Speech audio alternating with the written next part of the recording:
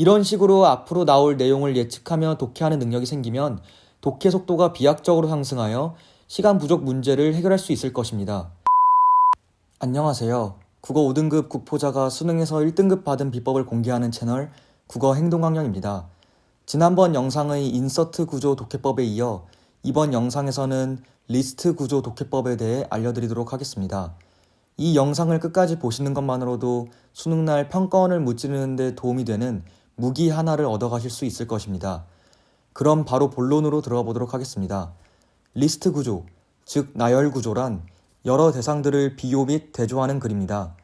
예를 들어 평가원이 과일의 종류별 특징에 대한 글을 쓴다면 1문단에서 이에 대해 글을 쓸 것이라고 주제를 암시 후 2문단은 사과의 맛, 크기, 생김새에 대한 내용을, 3문단은 포도의 맛, 크기, 생김새에 대한 내용을 쓰는 리스트 구조를 사용할 것입니다.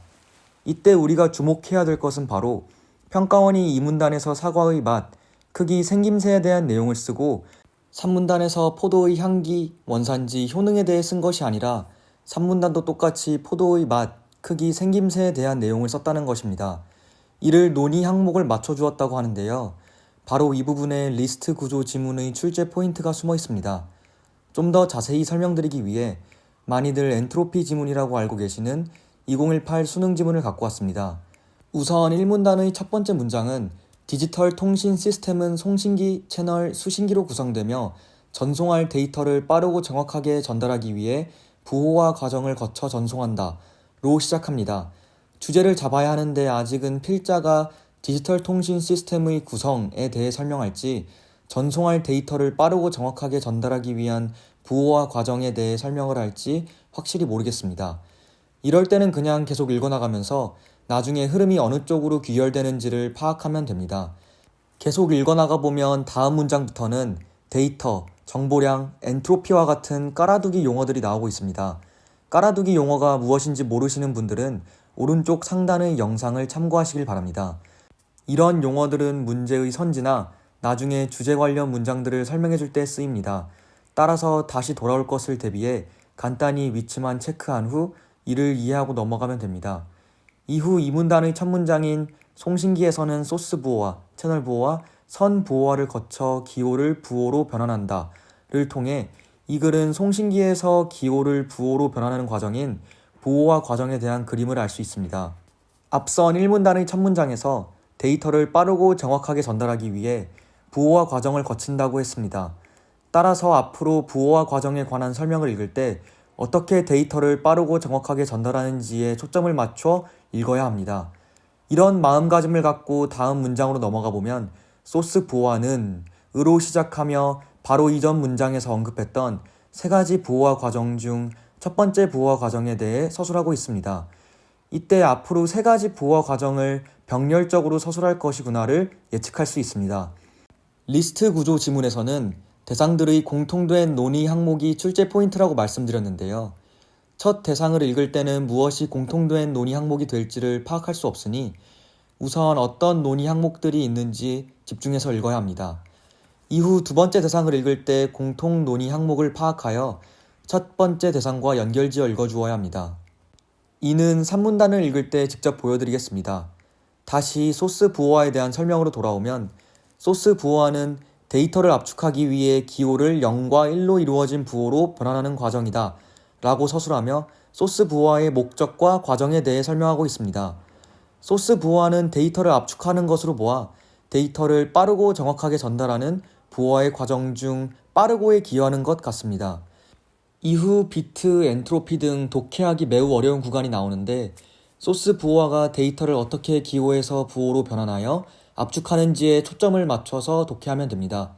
참고로 이 구간을 완벽히 이해할 수 있는 수험생은 거의 없으니 시험 볼 때는 이런 구간들이 나오면 이에 매몰되지 말고 대략적으로 이런 내용인 것 같다 정도로 논의 항목만 파악하고 넘어가면 됩니다.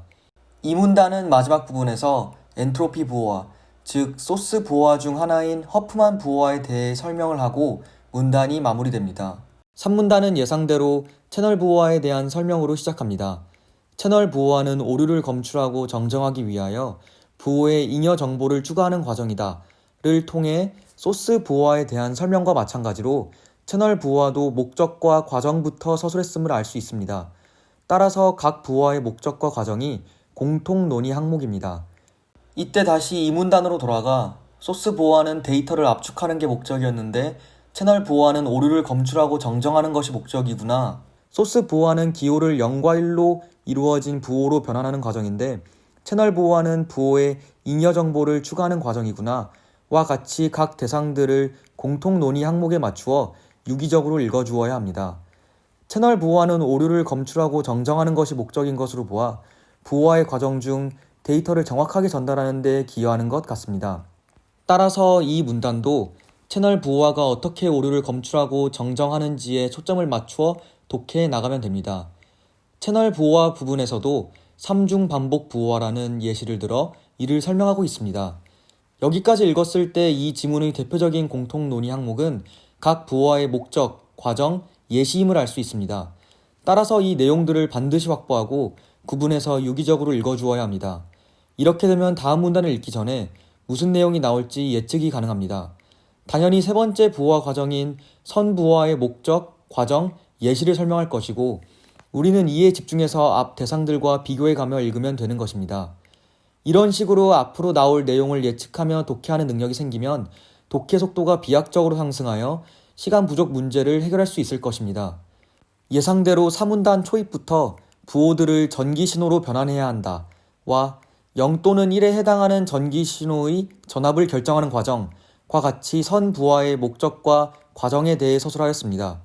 앞 두 문단과 동일하게 선 부호와 중 하나인 차동 부호와를 예시로 들며 설명하고 있고 우리는 이 세 가지 공통 논의 항목에 집중해서 앞 문단들과 비교하며 읽어나가면 됩니다.